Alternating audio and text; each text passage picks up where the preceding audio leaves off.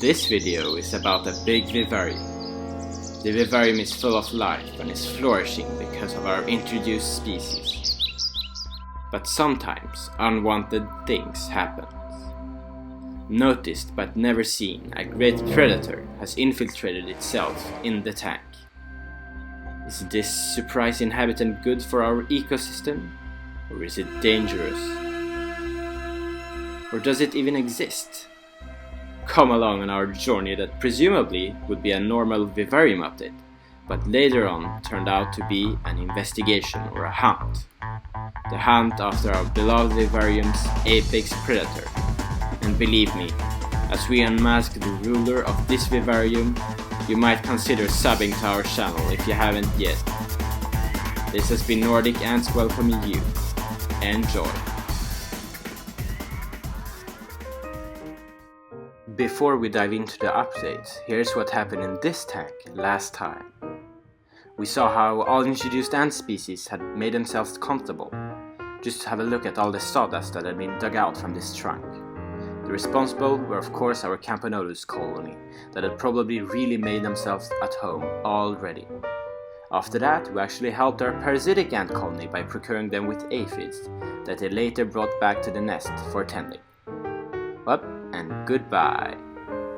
We also saw a Campanodus worker take advantage of the situation as well. It was a very fascinating experience. The ants were doing so well, we even decided to add additional species. First, we introduced an unidentified ant queen that we all hope will found a new colony in our big, complex vivarium. After she was in, we introduced a thief ant colony. They immediately moved in and just poured out of that test tube. The main reason we introduced them was because of their cool hunting behaviors. Overall, the tank was doing amazing, especially the plants. But we couldn't resist noticing something strange. Leftovers and traces of a presumably big predator living in the vivarium. A big moth had fallen into the vivarium before, but only after one night it had already been decapitated and probably devoured. But what haunting animal could have pulled this off? Intrigued, I tried to put time-lapses at trafficked areas of the vivarium to maybe get a glimpse of the responsible animal. And I actually tried this method for 2 days without any success. Changing the tactics and let's lure the scavenger up front the camera with bait. Let's wait and see. There is activity, but no damn predator. Oh, come on! This freshly squished mealworm beetle would even attract a vegetarian insect. I actually brought back the camera to have a look at the time-lapse. Then, when I ventured back once again to have a look at the beetle, it wasn't there. It had been pulled 5 centimeters to the moss to the left. And guess who was munching on it? The presumably herbivore larvae. What is this sorcery? How in the name of larvae could she have pulled this off? Nah, this can't be her. Biologically and physically impossible. And shy, she quickly squeezed her way back into the moss. I observed the carcass for a while and saw our beloved thief ants once again. What a pleasant surprise, I must say. These guys are incredible scavengers. They have passed the Temperated colony by far doing this. Have a look here on how they found a dead worm on the ground. They're just swarming it, consuming as much as they can before it turns bad. Here's a pile of 2 dead insects that I planned to place for our predator, but it was quickly compromised by the thieves. This is great actually. If the ants didn't do this, things would just stay around and eventually rot. They are great cleaners, just as the springtails and these guys that I in the last video update were unsure about. But because of my awesome subscribers, I now know more about them than I know about ants. Ha! No really, I got so many awesome comments from you and you helped me out a lot. I'm really thankful for having you guys. I really am. And I take none of you for granted.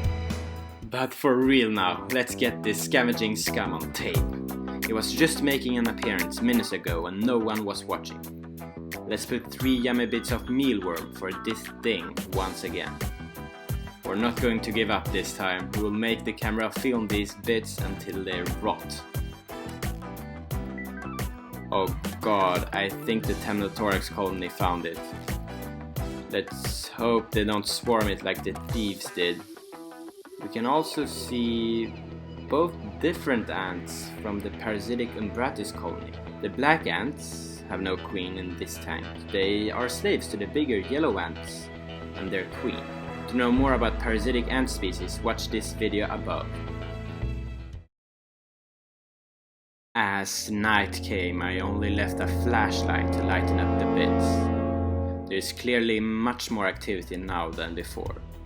Hope our predator is active as well.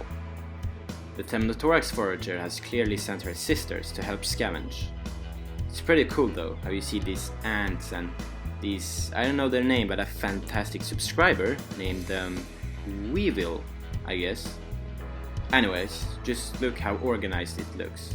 Everyone takes what they can and need, no unnecessary dispute between them.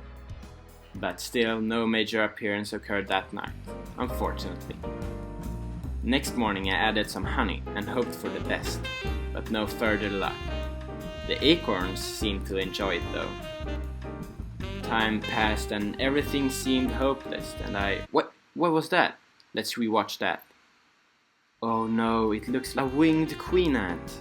Let's hope she doesn't start a colony in the tank, as it could create a great imbalance in it. Queens really do appear when you don't want them to. But when you search for them, they just disappear to another dimension or something. Well, the predator was still elusive. How hard could it be?